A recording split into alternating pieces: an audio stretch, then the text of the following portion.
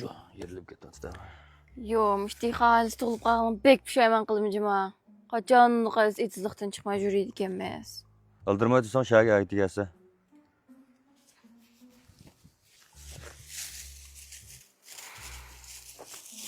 İşte. Tatlı oynab turmay nima ish qilyapsan? Sog'itishim kepti ekan. Kelin benim ekas. Yana keptimi? Ha. Elah ko'chilikchiga. Unda demi aka, men berib ko'rishib kelay. Mushay to'li? Mana. Afkan birga mendan cho'ngroq qilingaga o'xshamamsa? Yo'q aka, men bizni korxonada birga bir taraqqiy qilg'izlar degan shuni restoranni ko'rishib deyishay deb shuni kelgan edim. Ben bilemma. Yo'q, Pul tepsinglar korxonaning gepi. Aka cho'ng gep kim ya paranglısın aka aka. Bagile, oturamiz. Ha. Nima gep tu?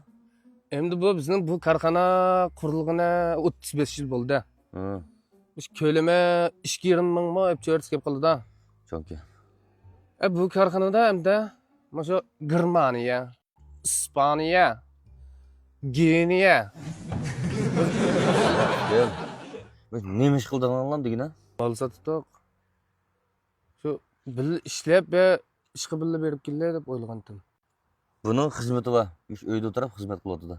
Aşındım ayda bir maç pul tipadı da. Nima xizmat qilyapti hozir? Egile. Mana mavi Nazgülüm şirketi yanıdan bazar sağı findi ekan. Bek bilen çıkıp da.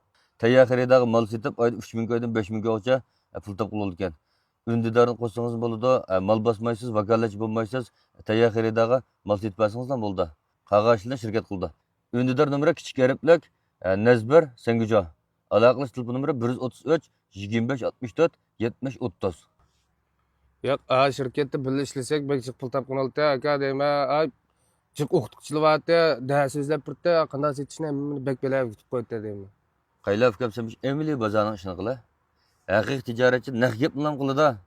Ya manch pul foydalasa, ya manch pul manda qilsa deb. Ana aqmaydigan ishni qilmay. Sen bizga tavzulamış anasi etib bermas, men beray pulni. Aka, aya bek yaxshi edi deyma. Yetakchi o'qituvchilarni to'lsam, misol kelib sizlarga bir tushuntirib qo'ysinmi? Ba'zi ashdan mal sotadiganlar mana shu yerda avlisini das solab, hamma yerni yuvib qo'yapti.